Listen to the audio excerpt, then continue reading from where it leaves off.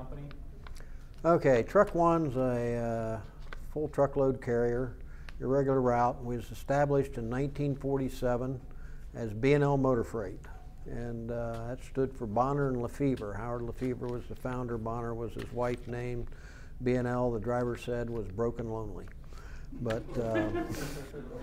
but anyway, as things progressed, they were one of the largest full truckload carriers in, if you remember, yellow trucks and yellow trailers in the country at the time. They had about 700 tractors and 2,200 trailers, and did a very good job. But when deregulation come along, we had to make some changes and so forth. So B&L was sold eventually, and TruckOne and a number of other companies were established.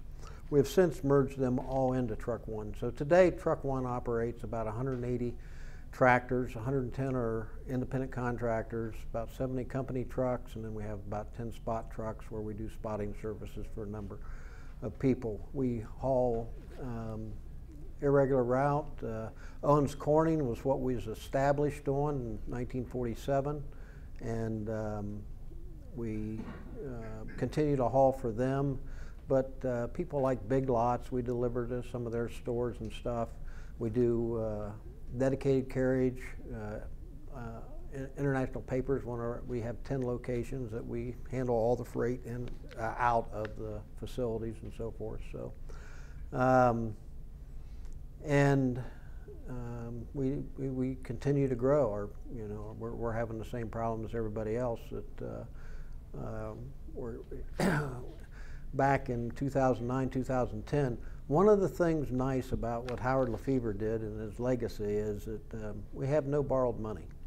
So during the tough time, we had no issues, and we were able to grow where some of our competitors were going out of business. So we grew 90% back in 2009, 2010. But anyway, today we're alive and well, continue to operate, and we use Vertical Alliance. Now, you've been using the Infinit-I program for a few years, is that correct? We purchased it in May of 13, okay, and started online in June of 2013. So what were you doing before you decided to move forward with Infinit-I? For driver orientation, we brought drivers in. They were shown a number of videos, safety videos, and went through an indoctrination program with both the safety department, the accounting department, the operations department, and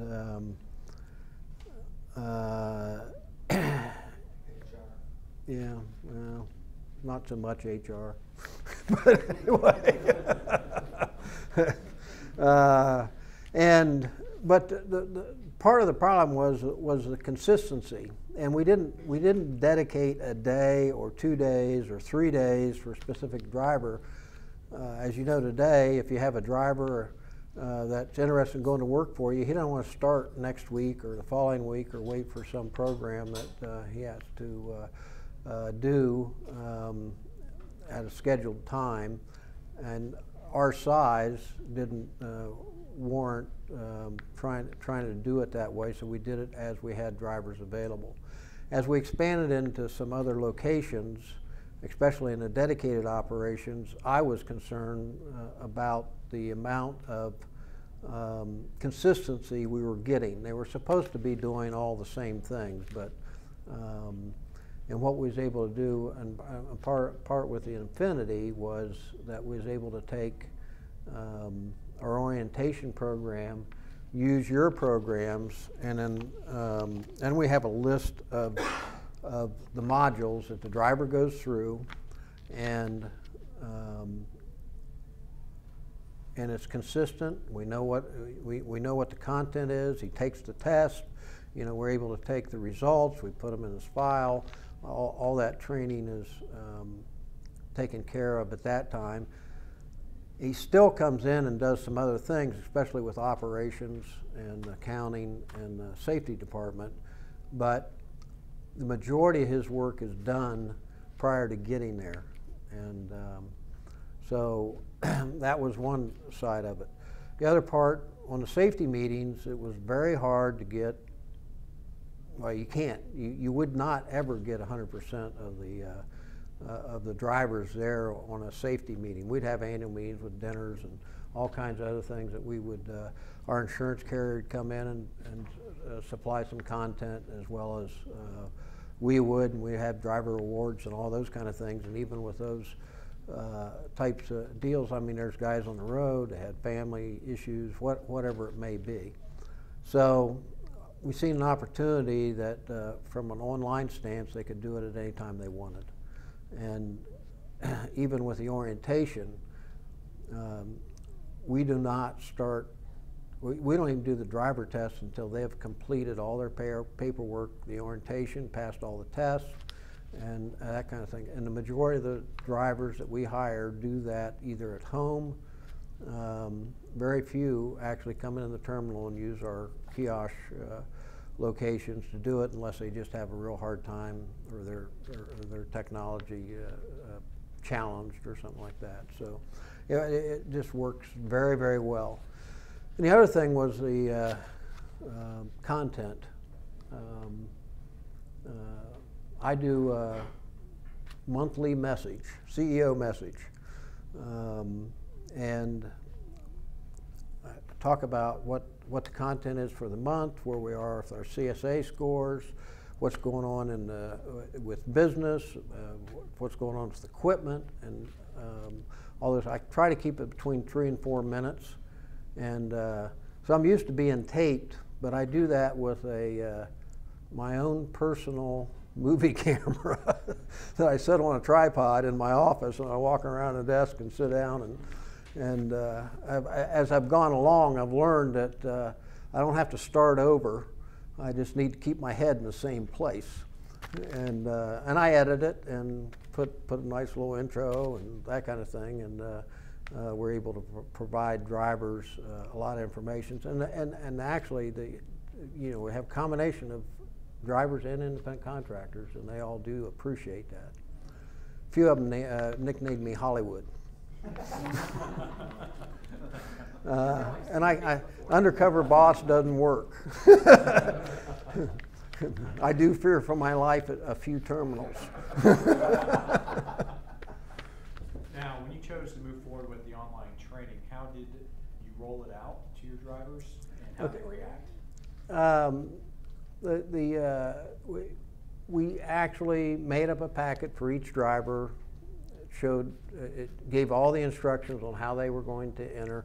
We put a link at our website, so all they have to do is go in and go into that driver training that puts them into the TruckOne. They were all assigned. Well, we had a password that was used for everybody. When they went in, they changed that the first time they got in, and they were able to look at the content, and they could do it. Just to back up a little bit, when we looked at this program, I probably looked at close to 150 of those videos myself, and I did them on my iPhone, I did them on my iPad, I did them on my computer at work. I did it with every device I could think of. I used other people's devices that I wasn't familiar with, so that I could see how easy it is to do.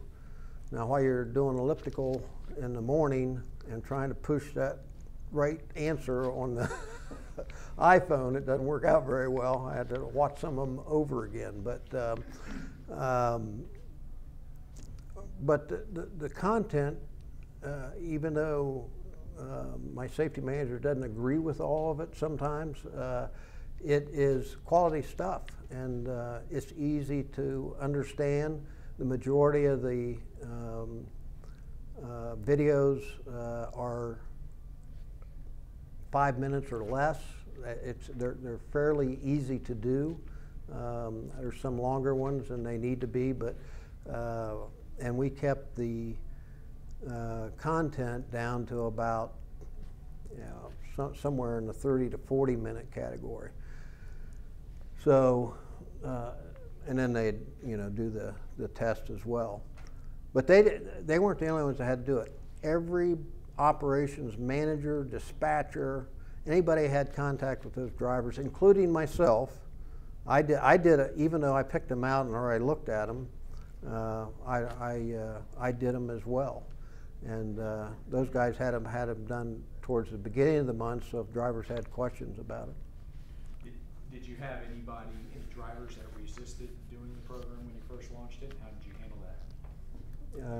Do you want to be dispatched? No.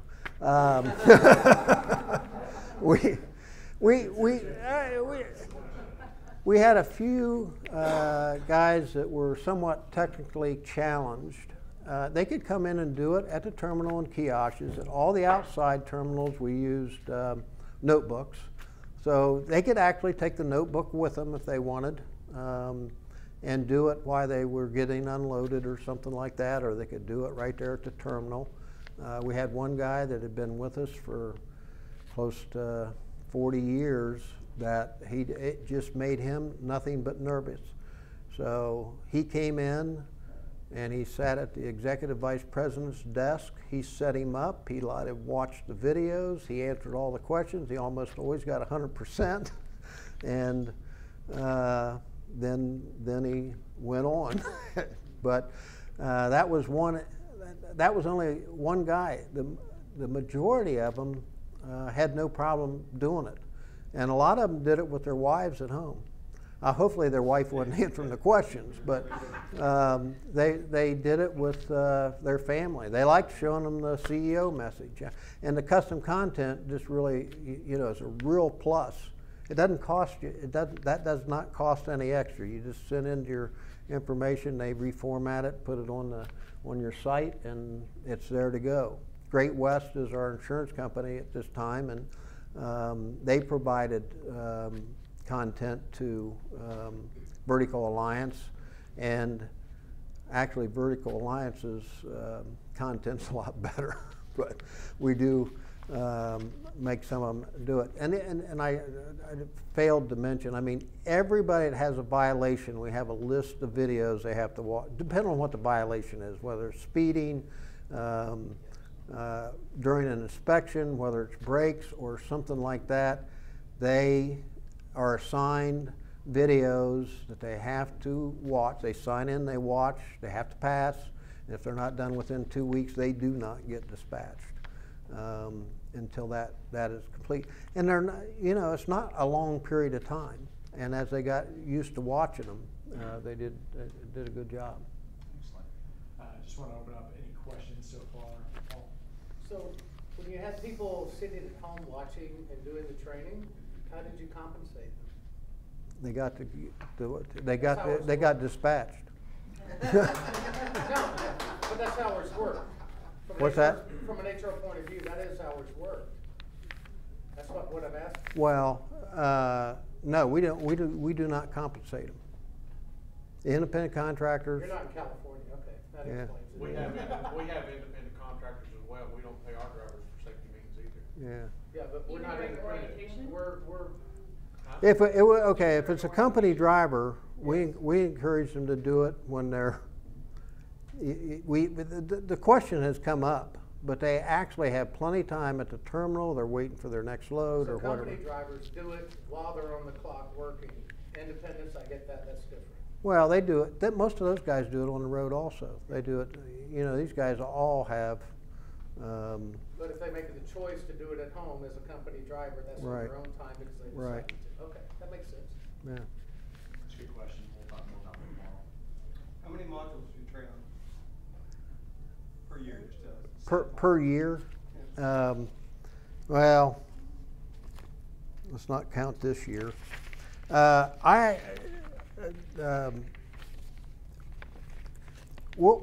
depends on the length of the modules.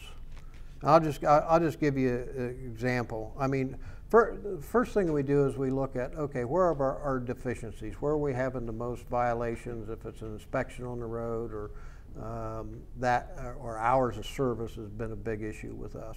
We're not on electronic logs. So, but I was very adamant about us mapping out our schedule. Now, it didn't mean that we couldn't change it a little bit, but keeping it within that content.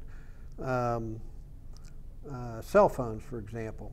You know, every driver has to watch that thing and sign off. You know, he's basically sign off that he's watching it and he knows the law and he's not going to do it. Texting, you know, that new law came out during this period of time.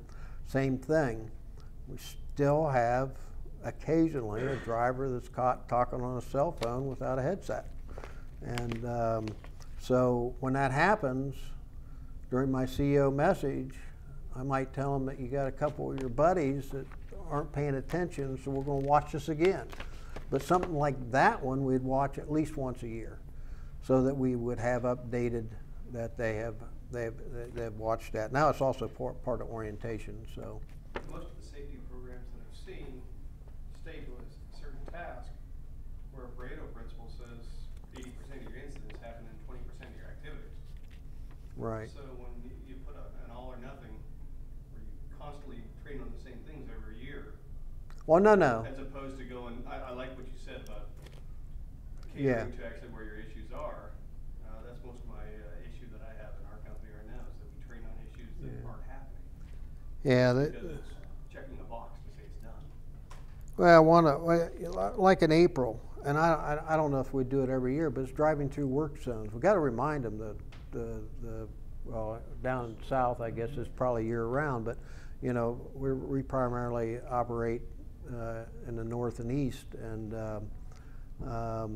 so those cones come up, and being very careful through those construction zones. So there's just a lot of good, and they keep adding content all the time. And if it's applicable, but I like to keep a theme per month, not necessarily jump all over the place. Although the CSA minutes is a good one for when you're having specific types of violations a lot, and you know, visible defects, and how do you treat your inspector when he comes up to you with respect, and all those kind of things. Those are all very good videos, and they would probably come around again. The best ones are, I mean, they're all very good, but a lot of them are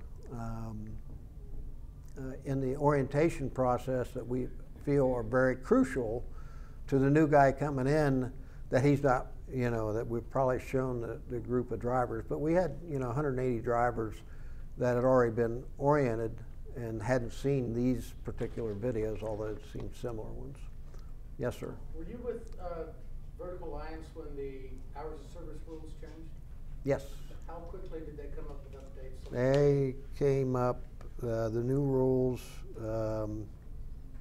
that was pretty quickly, and you just changed them again when that 34-hour restart changed as well. So they're on top of it. Yeah, that was one of the things I asked from the very beginning, because those are important things, especially these guys that are out there that don't get. And we talk about, I talk about some of the new laws that they're talking about coming in effect, what our plans are, keep their eye out, you know, those kinds of things. It's good to know they're on top of it.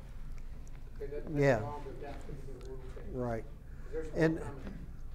yeah, there's more coming, and but they also waited until it was clear what the rule was, so that you weren't given bad information. Do you still have the old one on there? Do we still have, we have it archived. Okay, we can't see it anymore, right? No. That was the only thing that got a little bit confusing, because it stayed on there for a little bit, and because we also make the content available after they've viewed it, if they want to watch it again. But you know, we did stuff. Do a lot of your drivers go back and review? I can't really answer. I think they did the one on what you can do out on the road for exercises, but I think they liked the blonde that was showing it. that was Christmas. Impact on your CSA score and your overall safety culture as a result of using? Yes, it did, and it's had us. We stopped using the monthly, and I wrote down some numbers here somewhere. Our we were over in hours of service. In May of 2013, when we signed up for this, we was at 78. 65 is acceptable, and 83 in maintenance. By December, we were down to 64 on hours of service and 72 on maintenance. So we got rid of 2 triangles, and it was very quickly. I did not anticipate it to affect that quickly, because you got to wait for bad ones to fall off, but it did. In mid last year, I gave them a break, and they're still on break, and I'm not going to do that again. We're at 69 and 87, so we got 2 triangles back. It stayed steady for a very long time, and then it crept back up. And our safety department, I'd put them up against anybody. They do a very good job. Every time there's a violation, they talk to the drivers, they talk to the terminal managers and operations. These guys are constantly fed that. But I think just by able to look at it online, hear the message from somebody, it happens to be me in our case, what's going on, what they can do to help the company and themselves, and so forth. And we talk, I talk about insurance rates, I talk about customers, I talk about backhaul, all those things that are affected by having a triangle, whether it should or not. And they do, but I thought we had better processes, or at least, or people would pay more attention to it than what they do currently. But that reduction was, like 20% and 18% and 13%. So I mean, that was significant, and it didn't take very long. And how many modules are you using per month? I know that you said that you would tailor it to each driver per violation, but I mean, that's company-wide.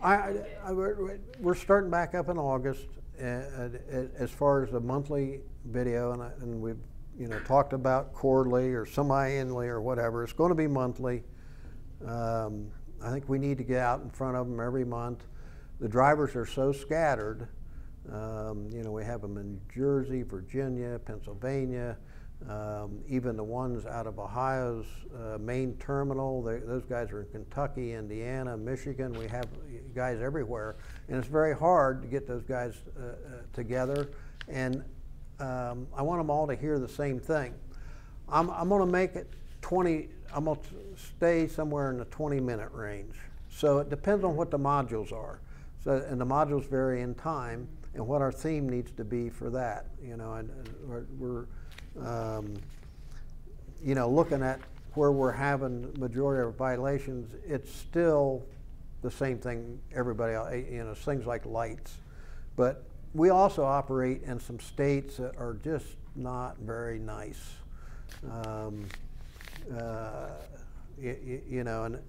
Visible defects is a big one. I mean, I talk about that almost every time. Don't forget, you already have a violation if he's seen it and he's going to pull you over. You already started with one violation. Yes, sir. So you're telling me 20 minutes, and these modules last anywhere from 3 to 6 minutes. Well, there's some is there. 4 or 5. There's some are only a minute. Those ones. How can that be effective? How can that be effective? Oh, it's very effective. It's very effective. Actually, I can address that one. Studies come up, driver's attention span is 7 minutes. At most. Period. Yeah. Anything after that, it's over. Yeah. That'd be a lot in that 1 minute. But see, now our guys have to get 80%, or they have to watch it again. I think. Do they give you the answer? It's all customizable, so you can. Yeah. So you set your threshold at 80%. Yeah, 80%. Yes. Yeah. We were looking at. I really wanted to be 100%, but on the other hand, I didn't want guys to get so frustrated when they've watched a fairly. And some of them are 12, 13, 14 minutes, and it is hard to watch those and stay interested. Yeah. Well, like your pre and service inspection criteria, they broke that up into 3 modules, and that worked pretty well. I don't know how long each one is, but But we were really trying to cram, I think, a little bit. I mean, it was effective, but I think we crammed too much in there. I want to make it a little easier for them. And not all guys watched them all at one time. They might watch one or two, get them right, and then a few days later watch what other ones they might. But so, well, I can tell you, I can't tell you, I might even be able to tell you the minutes. I keep a spreadsheet on every month on the, I didn't print out the minutes, but like on the hours, when that new hours of service thing came in, we made them watch all those modules. So that one was kind of long, but when you got CSA reminders and some of the other things that are short, you might have as many as 7 or 8 modules, and when some of the long ones might just be a couple modules. So if load securement happens to be the problem of the month for all your drivers, you can say, we're not doing these modules, we're going to work on modules dealing with this. If we jump in and out of modules and bring in and out. And oh, you can bring in whatever you want. You know, I just like it to be kind of consistent in what we're trying to take a look at. But if we have a specific issue that has come up, that's going in that content that month, and we may delay something else, and it would just be moved back, but about 15 or 20 minutes in total viewing time the guy gets in. My goal is that he could be done around a half an hour. By the time he gets in, signs in, looks at the module, does the test, and if he completed the whole thing. And I take them all myself and see how fast I can get them done. And I occasionally miss a question, and if there's only 5 questions, you can only miss one. So, and then all the operations, as I said, all the operations guys. And I'm actually thinking about, we also did the Dan Baker series, which was very effective. It was nice, a group of things. And we didn't do that just for the office personnel. I mean, I'm sorry, the dispatchers. Everybody in the company that did anything in any department took that. At Dan Baker's. What the Dan Baker thing is, because I have no idea what you're talking about. Oh, okay. He's a comedian. No, he knows a lot about drivers and retention, and those things are only like 3 or 4 minutes. We did Under 5. 2 a week. Yeah, they're under 5. Yeah, he rolls his sleeves up, and he's quite intelligent, and he has all these little sayings and so forth, and that's what the things. Now, our company, being in business for so long, we have, you know, we got people that have been there over 50 years, a lot in the 40-year range. I've been there 38 years. There's a whole group of us in the plus 30. So we've always had really a close rapport with our drivers. I don't want them sending you know, we got a few guys that they want their stuff electronically sent to them, but the majority of them would rather talk to somebody on the phone, and we've tried to maintain that, not make them a number, and that's what we can also do with giving them, you know, some kind of message every month from our company, is personalize it more a little bit. And I thank them every time. I tell them I don't make a cent in revenue. They're the ones out there working and doing the work. We talk about, you know, the regulations that are coming. You know, EDLs are going to come into effect. I'm not, you know, we're actually looking forward to it, but didn't want to jump before we knew what all the opportunities were and so forth. I think, you know, some of those are going to be apps on phones and stuff like that. That's a lot less expensive to get into. So. Did you have any challenges getting your owner operators to do the training? Not really. Yeah, that's what we threatened them with. I actually, in the end, those guys were probably more appreciative than anybody because it was good information for them. And I just recently talked to one of our guys who'd been there for a very long time. He says, "When are you going to start those videos back up again?" I says, "You like those?" I would have suspected he didn't. He would do them because he would be compliant. But he says, "Yeah, you know, I learned something just about every time." And nice little refresher. And you know, even though they've been, you know, we got a lot of guys in their 50s and 60s that are drivers and own trucks. So you always think just about everything we've implemented, you think we're going to have all this pushback. We generally don't have very little pushback. You know, when they get the opportunity, but you got to, you know, explain why you're doing it, what it's for, what we're trying to accomplish, and how it's going to benefit them and the rest of the company. So it's pretty easy. Okay. Now, if I understood you correctly, when you were using it, your CSA scores improved. When you gave them a break, they went kind of the opposite direction. But were you still using it in orientation at the time? We use it in orientation and for violations, every violation. So in your orientation, did you see any kind of improved result as far as you mentioned the consistency of communication across the board? Well, yes. I mean, well, they're all taking the same tests and information. You know, guys that come in and want to be hired, or you know, interested in doing work with us and so forth, and our recruiting, and he's actually recruiting safety in that department, they know how good a guy it's going to be almost from the get-go, because the guy that's interested and wants to come to work will have that done maybe the same day. Now they have the opportunity, they can do it right there at the terminal, but majority of them do it at home. Excellent. Any questions? Did you say you have you had a link right to Vertical Alliance on your company website? Yeah, and it looks like it's our website on Vertical Alliance. They set you up with your, it has TruckOne, freight service, fleet service all at the top. So the guy goes to the link for training, and so he begins his training actually at that point through there. So you're not assigning it to his personal, like to a personal email? We don't.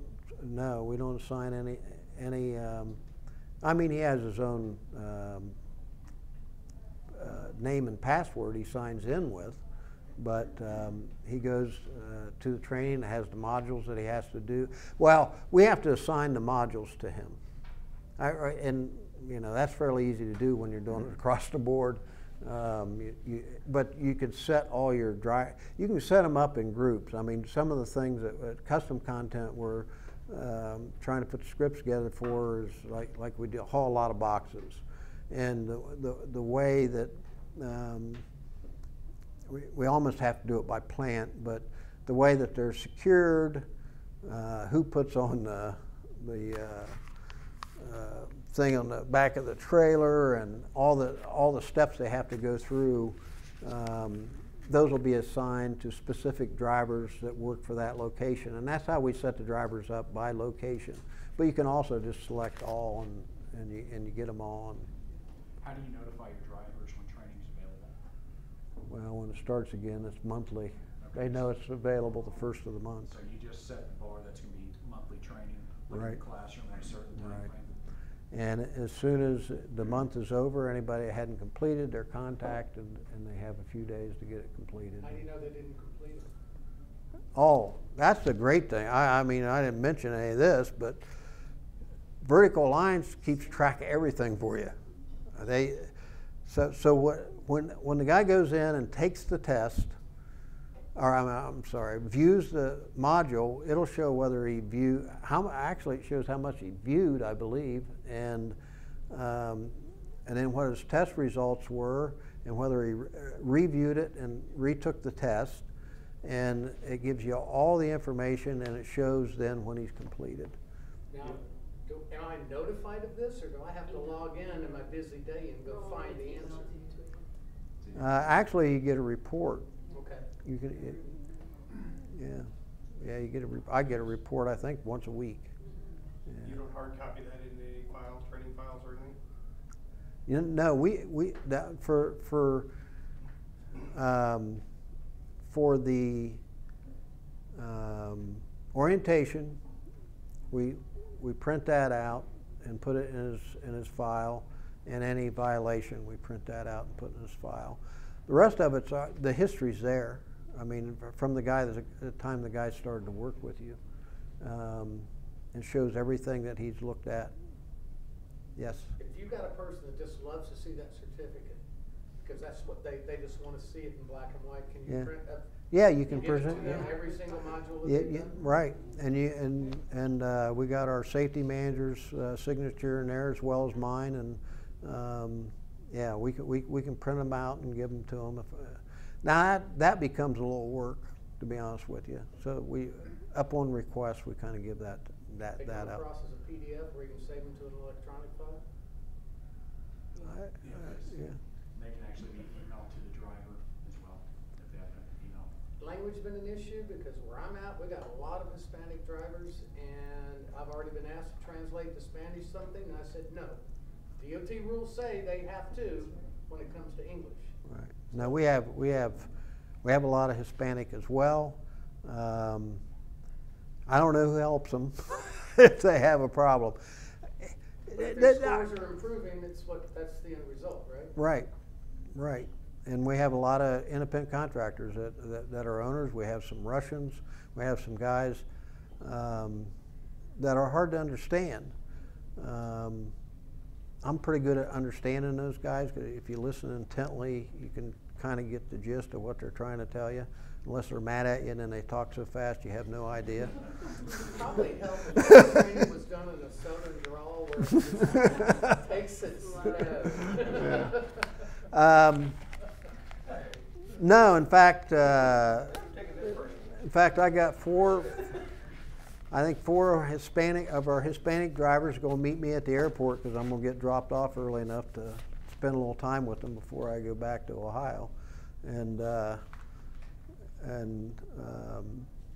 they're sometimes hard to understand. The lead guys. But their scores improve with the training, right? Right. So the end result is whether Pam's helping me or I'm helping Pam, as long as it improves her score, right. The result, she's the driver, I'm the driver. And that's what matters. It's very similar. I took a course a couple years ago, about the same time we started this at Ohio State, because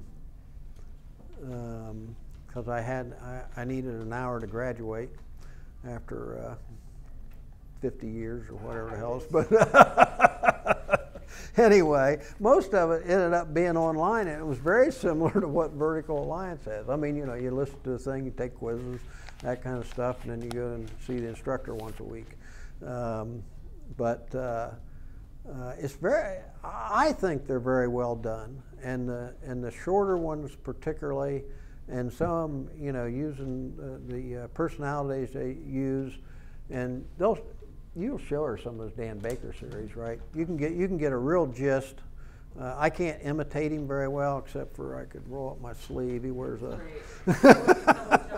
you know, and he just got all these things he says. I mean, I wrote a bunch of them down because they're just really, but you know, it's just how you treat your drivers and to retain them. Well, there's a webinar this week. I'm signed up on Thursday.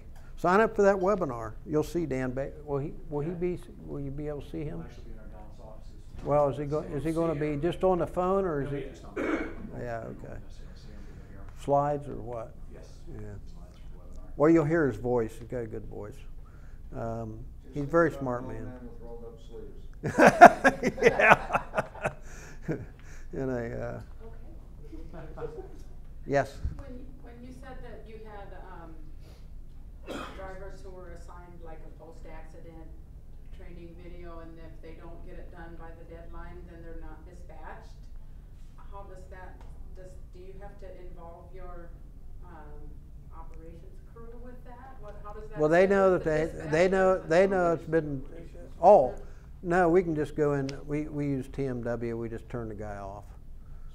But we try to give the safety department gives his operations manager, when they will kind of, it's not like it's a lot that, I mean, you know, I suppose bigger, how many drivers do you have?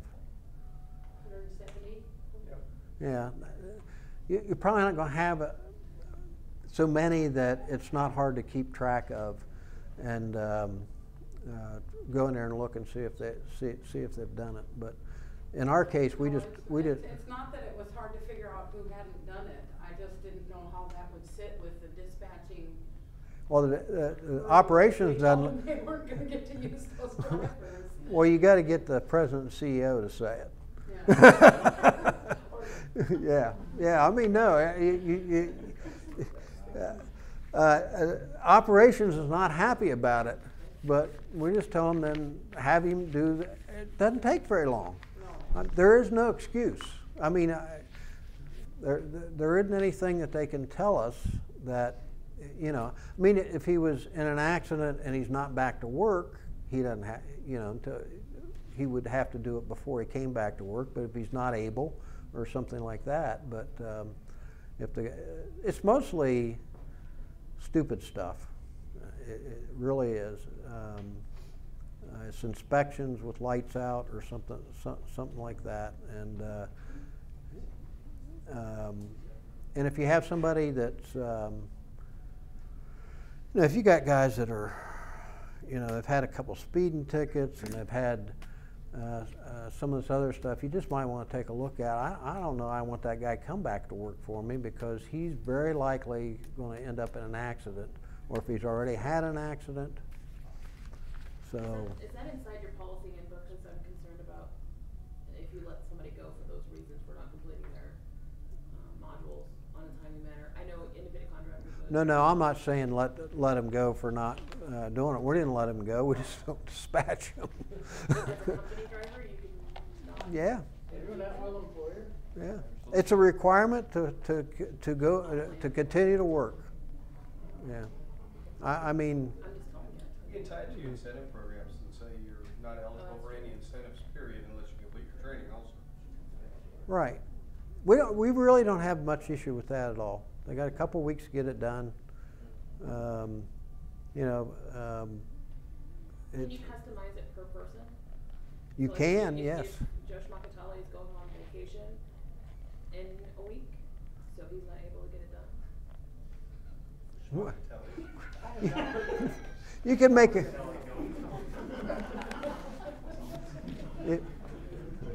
So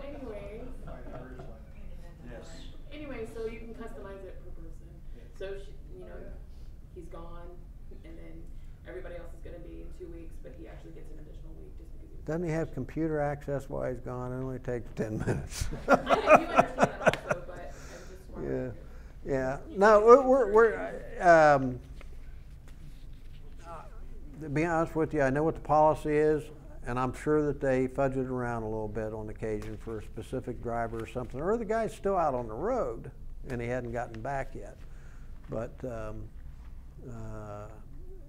we just find it easier to make it a requirement than it is to make it voluntary. And it's the same thing with the pay. If you paid company guys something, and you need to pay independent contractors for watching that or whatever, you know, we just consistently don't pay anybody. I'd prefer that. Yeah. I mean, I'm sure different companies have different policy, but with that combination, we really have not, you know, I go out and see these drivers, and I see them face to face, and they know who I am, and they've seen me on TV there or on the thing, and I ask them what they think about it, and they tell me. Most of it's positive. Some don't like the fact that they bring up the thing of compensation, and I say, do it while you're waiting for that next that backhaul to be loaded. Exactly, you're on the clock. Do it Yeah, while you're sitting yeah, there. yeah. Exactly. All right, any other